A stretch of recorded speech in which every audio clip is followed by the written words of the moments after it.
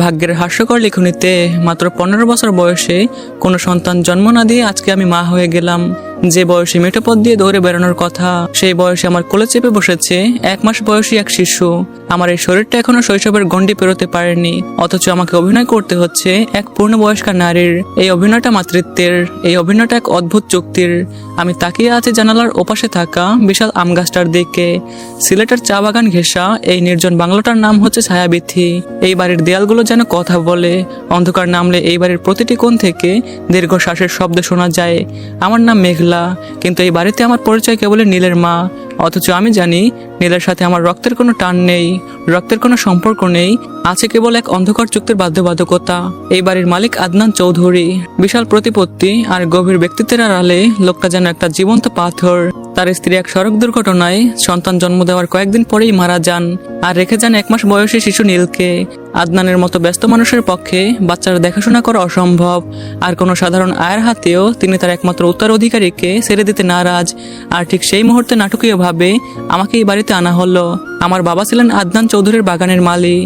অভাবের সংসার আর বাবার অসুস্থতার সুযোগ নিয়ে বাড়ির কেয়ারটেকার সোলাইমান যখন প্রস্তাব দিল, তোর মেয়েকে বড় সাহেবের বাংলোতে দে, সে বাচ্চার মা হবে আর বিনিময় তোর সব দেনা পাওনা শোধ করে দিবে, তুই অনেক ভালো থাকবি, এমন প্রস্তাব পেয়ে বাবা আর দ্বিতীয়বার ভাবেননি। তিনি হয়তো জানতেন না, কিংবা জেনেও না জানার ভান করেছিলেন যে আমাকে কেবল আয়া হিসেবে নয়, বরং এক ছদ্মবেশী স্ত্রী হিসেবেও কেনা হচ্ছে।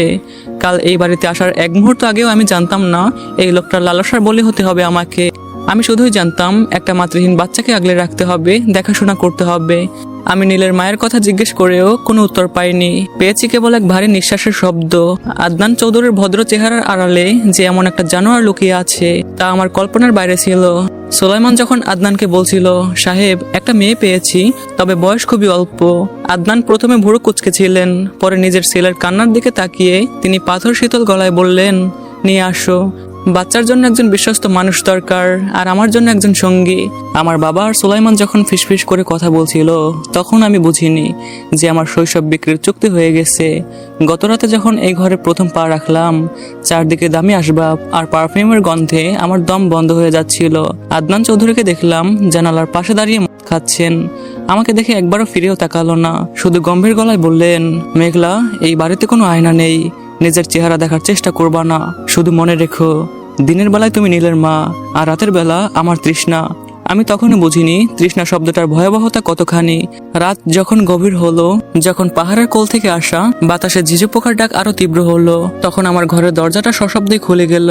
আমি ভেবেছিলাম হয়তো বাচ্চার দুধ লাগবে, কিন্তু না, ঘরে ঢুকলেন আদনান চৌধুরী। তার চোখে তখন পিতার কোনো কোমলতা ছিল না। মাত্র 15 বছর বয়সের এই শরীরটা সেই নির্মমতা সইতে পারেনি। চিৎকার করতে চেয়েছিলাম, কিন্তু আমার কণ্ঠ রোধ করে দেওয়া হলো। পাশে শুয়ে থাকা 1 মাসের নীল তখনও গভীর ঘুমে। সে জানলই না তার মা হওয়ার অধিকার কিনতে গিয়ে আমাকে প্রতি রাতে কতটা ক্ষত বিক্ষত হতে হচ্ছে।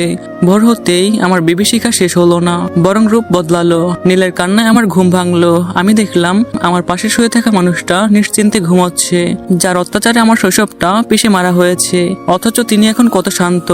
একটু পরে সোলাইমান এসে দরজা টোকা দিয়ে বলল, মা, নীল কাঁদছে, ওকে কোলে নাও, আজ থেকে তুমি ওর সব। মনে রেখো, এই বাড়িতে যা যা হবে এই খবর যেন বাইরে না যায়, তাহলে কিন্তু খারাপ হবে। তার কথাটা মাথার উপর দিয়ে গেল। কি অদ্ভুত ব্যাপার, যে মানুষটা সারা রাত আমার উপর নির্যাতন চালালো, দিনের আলোতে আমাকে তারই সন্তানের মা সেজে থাকতে হচ্ছে। নীলের ক্ষুধার্ত কান্নায় আমার ভেতরটা দুমড়ে মরে যাচ্ছিল। আমাকে শিখিয়ে দেওয়া হলো কিভাবে তাকে বুকের কাছে টেনে দুধ খাওয়ানোর অভিনয় করতে হয়। এদিকে আমার শরীরটা তো এখনো ঠিকমতো বিকশিতই হয়নি। নিজের পেটের ক্ষুধাই তো মেটে না, সেখানে দুধ আসবে কোত্থেকে? কিন্তু আমাকে যে অভিনয় করতেই হবে। বোতলের দুধ খাইয়ে তার পিঠে আদর করতে করতে ভাবি, আসলে আমি কি মা, নাকি আমি কেবলই এক চুক্তিবদ্ধ ভোগের সামগ্রী? নীল তো জানে না তার এই চুক্তির মা আসলে নিজেই একজন অসহায় শিশু, যার কাছে আজ নিজের বলতে কিছুই নেই। না আছে বাবা মা, না আছে শৈশবে হারানো সেই মেঠো পথ, শুধু আছে এক ভারী নিঃশ্বাসের শব্দ আর ছায়াঘেরা বাংলোর অন্ধকার। সূর্য ডুবছে, পাহাড়ের ওপাশের রক্তবর্ণ আকাশ, বাইরে আদনানের গাড়ি আসার শব্দ পেলাম। শব্দ শোনার পরেই বুকটা আবার যেন দুর্বল দুর্বল করতে শুরু করলো, বুকটা যেন কেঁপে উঠলো। রাত নামলেই তো ভদ্র মানুষটার মুখোশ খুলে যাবে। তো বেশি বেশি সাপোর্ট করো, তাহলে ভিডিও কোয়ালিটি, ভয়েস ওভার আরো ইমপ্রুভ হবে। সো তোমরা এই ভিডিওতে 500 লাইক কমপ্লিট করে দাও, আর 200 কমেন্ট কমপ্লিট করে দাও, আর চ্যানেলটাকে সাবস্ক্রাইব করে ভাইটার পাশে থাকো। আর টিকটক থেকে কে কে আসছো অবশ্যই কমেন্ট করো। আল্লাহ হাফেজ।